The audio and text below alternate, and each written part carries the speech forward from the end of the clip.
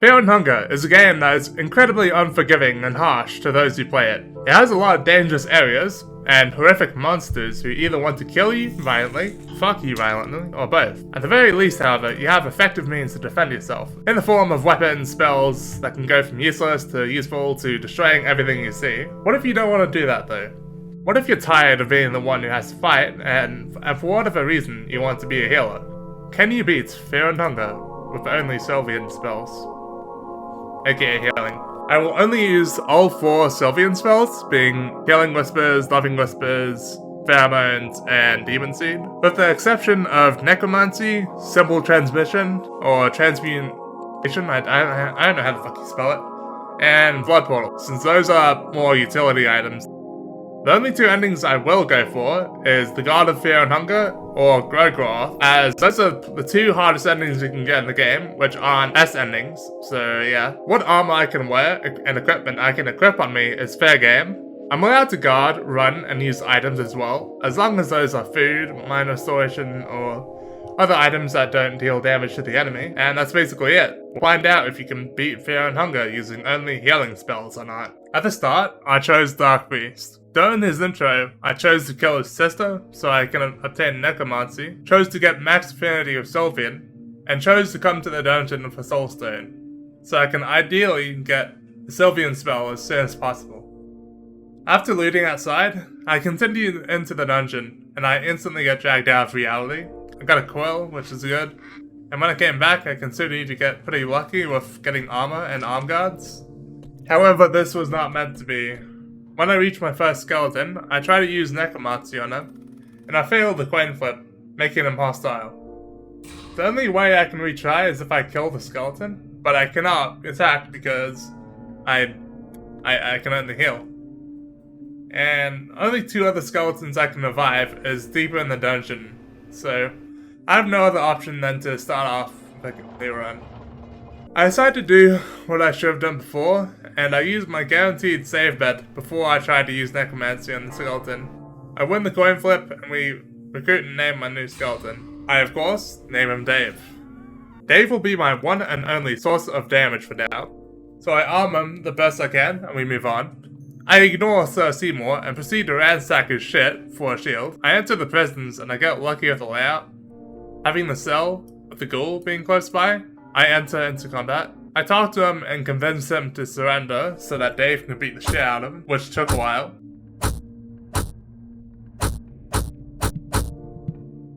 Afterwards, I use Necromancy on the dead ghoul, and it succeeds. Having him join us, I decide to name him Zomboy. We head upstairs, kill Torturer, or Tortor, I don't know how the fuck you say his name. Schwartor, I don't know. We kill him and we take his soul. I continue on to say hello to the hottest person in the dungeon. And I almost get spotted by a guard. I was really worried about guards at the time. I may have 2 party members, but I was still relatively under-equipped, so I fear fighting the guards would result in losing limbs or death. He was in the way though, so I end up having to fight him regardless. And it all goes well, apart from Zomboy losing an arm.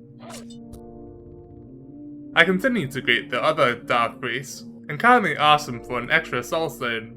I got a scroll of Black Orb, and debated if it would count as breaking the rules if I taught Zombie or Skeleton Black Orb. I taught it to Zomboy, he died a few months later, and Dave lost an arm. So I thought, oh well, and I decided to not do that again. I looted the library when I ended up finding a Camellia Volume 1 and 2, Pinecone Pig instructions as well, which is fucking amazing, especially early on. I got pheromones. Dave tragically lost his other arm to a guard while I was searching around in the first level. Because of this, I ended up deciding to do something that's kind of against the rules. I ended up freeing the girl and recruiting her to the party to be our tank.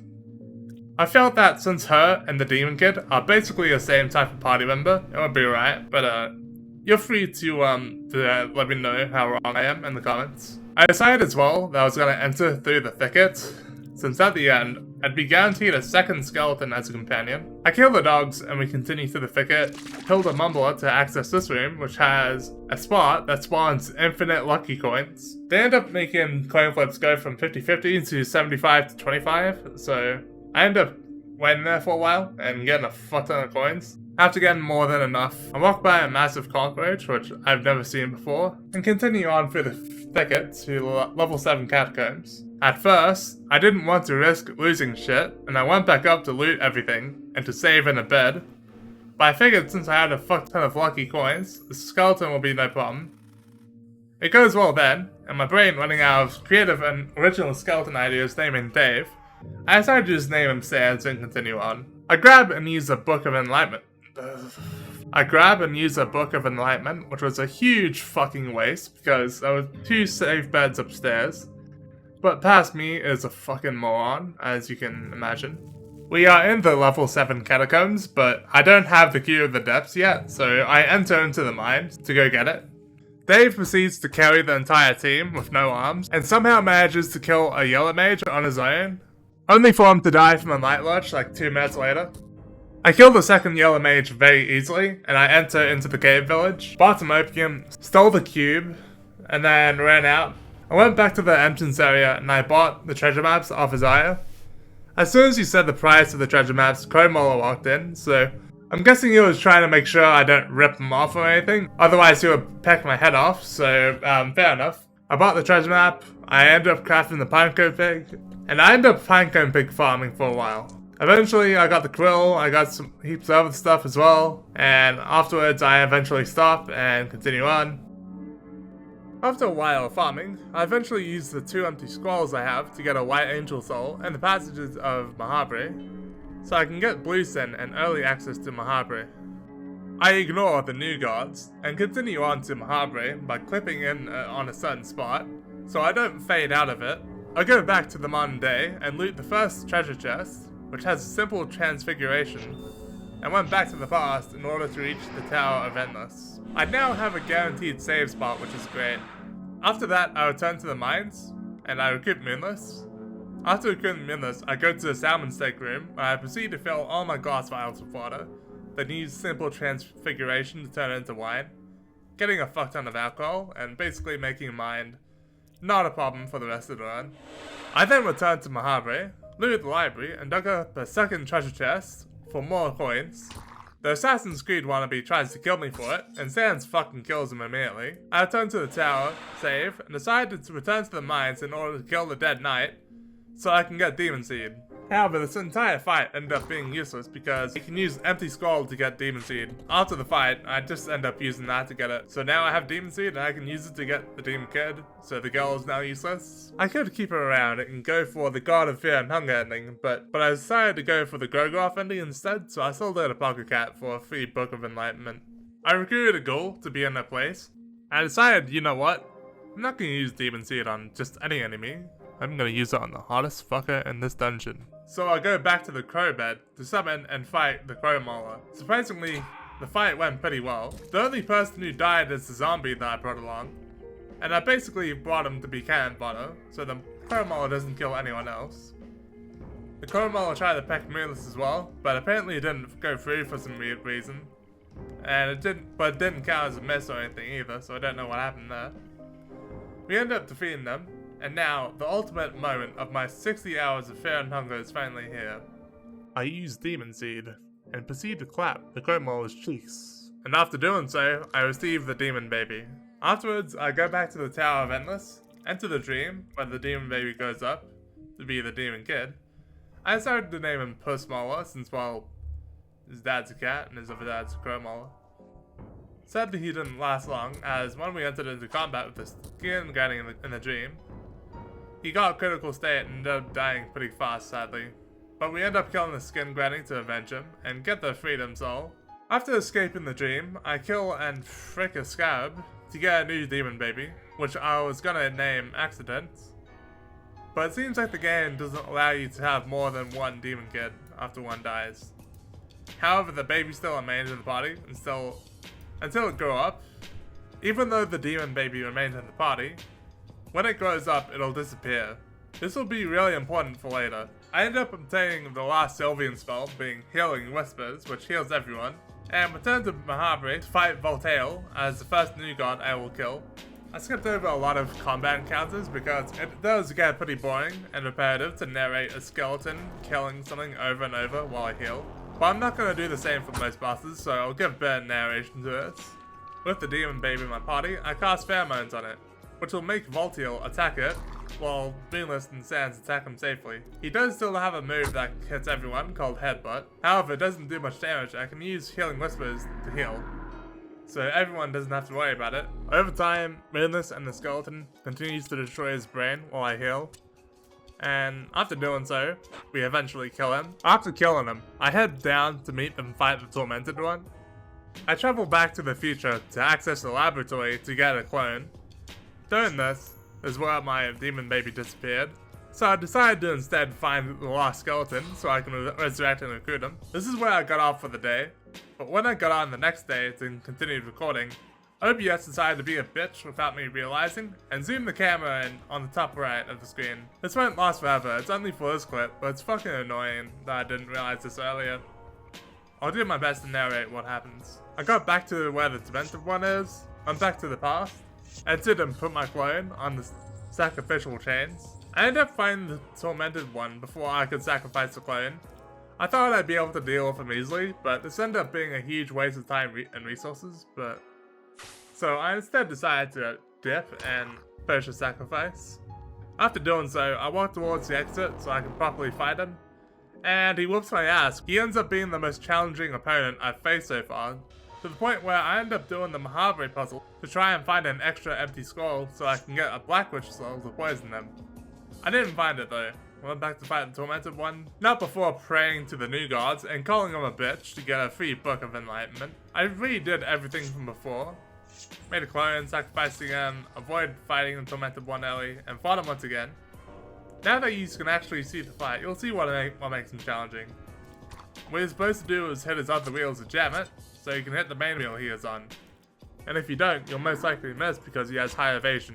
However, Moonless and the skeleton, because they have automatic targeting, they'll almost always go for the first wheel. So I'll have to keep healing while praying that one of the skeletons or Moonless hits. It was a long and stressful battle, but thanks to luck and some orange vials, we finally got him. As I leave, I end up running into the White Angel. I tried running away from him, as I was worried that getting into combat with him would result in me dying, and having to fight the Tormented One again. But I end up having no other option but to fight him.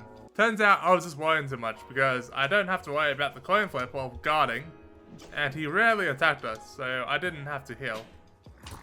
We end up killing it pretty easily, and I get a soul, meaning I have 2 White Angel souls now, which I gave to Papyrus. I go to save, then went to the Nameless figurines to fight him. This boss was a fucking joke, so we destroyed him very easily. I enter the temple, tell Francois to suck a dick, and he happily gives me a key in response. I go to destroy the plane thing. I end up going to the shopkeeper, and I end up getting some soul stones and a purifying talisman, since we're going to fight Gogolf.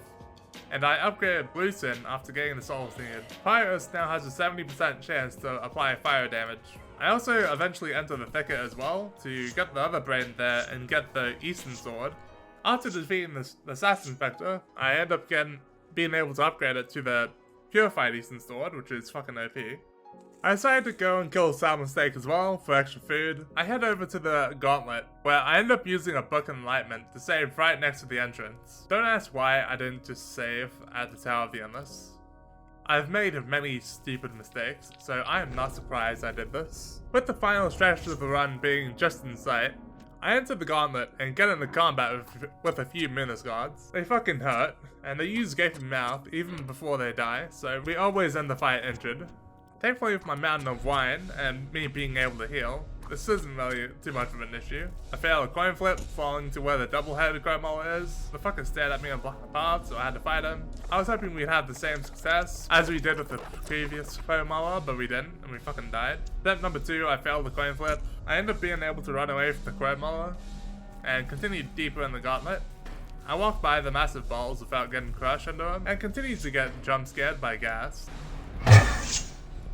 Okay, no. After murdering a lizard mage, using whispers many times, and drinking more wine than the average Australian on a night out, I finally make it. Look at all these dead motherfuckers. What are you two doing? Okay, I'll let you two have your fun. And I continue on to meet the final fight of my challenge, Rogoff. And well, I'll let the clip speak for itself.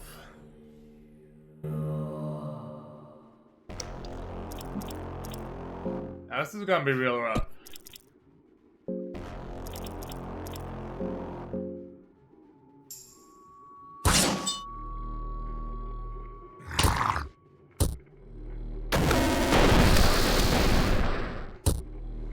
Ouch.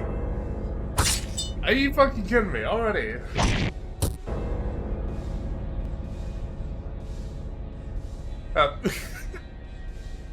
I was clearly not prepared yet, but I just viewed this as me having a skill issue, so I came back once again. Once I reached his lair, I double checked myself and everyone to make sure we have the best shit we got. When we went into combat, I originally was gonna put pheromones on Moonless, but since that would be cruel to do to such a good doggo, I'd put it on Papyrus instead, and he immediately dies.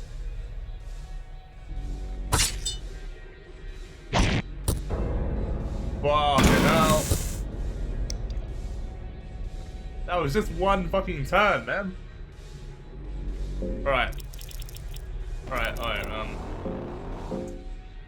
Might be a bit underprepared.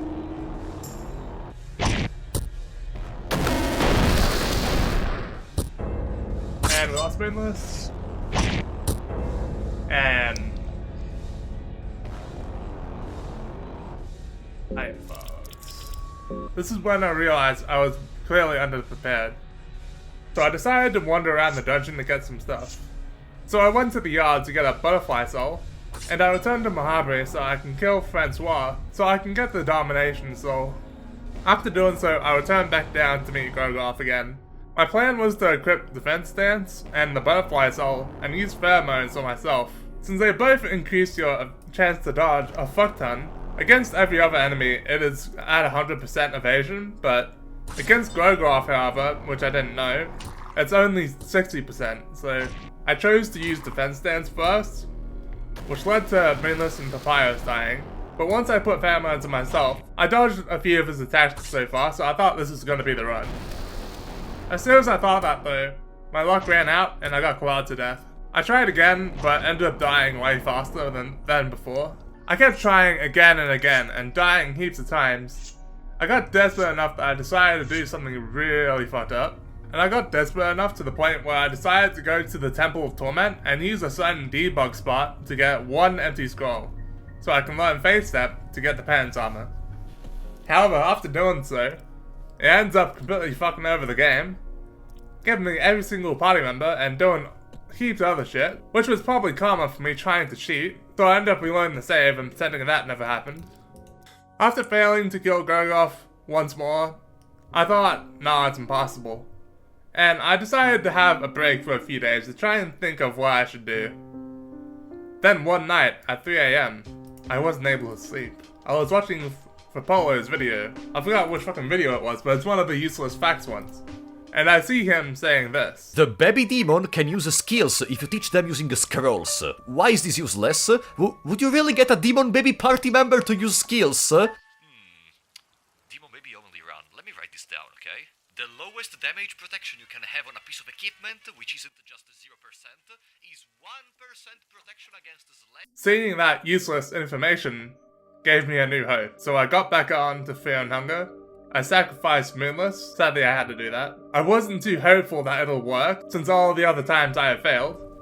And I was really tired at the time. After that, I got back deep in the gauntlet, killed the lizard mage that is right outside of the Grogoth lair. Now before I go in there, I used Demon Seed on the dead lizard mage, and got a demon baby. I believed that this baby would be my ticket to defeating Grogoth. Why did I think that? Because 1. The demon baby takes 50% less damage than everyone else in combat, which is basically equivalent to always guarding, despite not guarding at all. And 2. You can fucking teach him spells.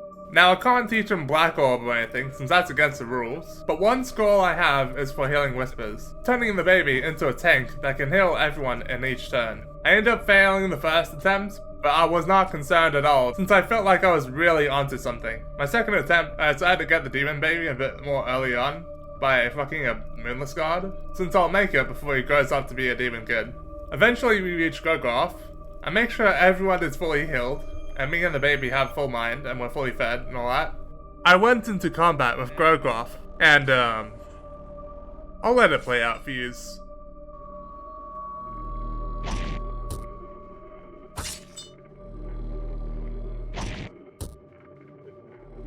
Finish him off.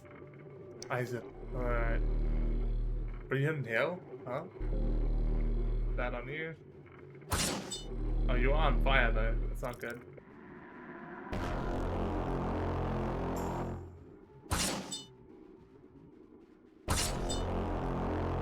Okay, that's good. There we go, now using it. Alright, all his eyes are shut too. That's really good. Alright, I will give you some fire. Give you an elixir on mine, actually. Put that you can keep healing. And I'll give you this so you don't die. Let's go up and start with what we're doing.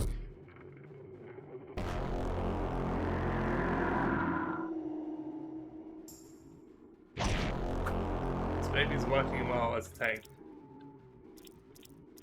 I'm not a good parent, I know, but I don't care, it's just working.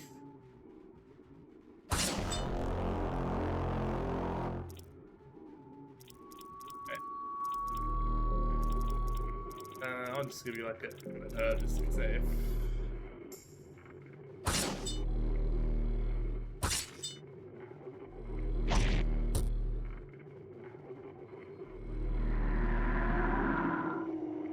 Look at.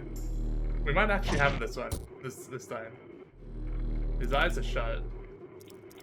The only thing he can attack is the baby, and I can just keep healing the baby. So it might actually be good.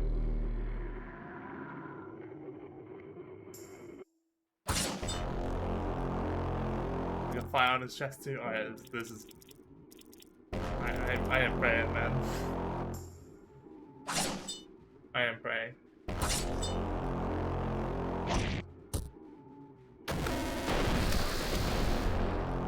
Fuck things up. Holy. Alright, Alright,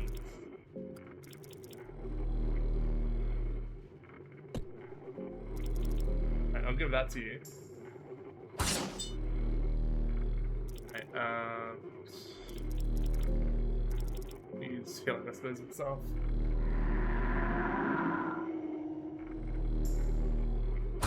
It seems a mechanic where he gets stunned or something, and it doesn't let you heal his spell. You lost an arm. Alright. This is really good. This is very, very, very good. Alright. We just need to hold off for a bit, and the fire is gonna kill him.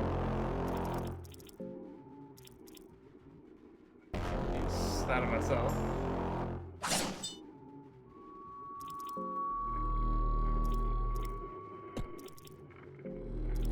Yes.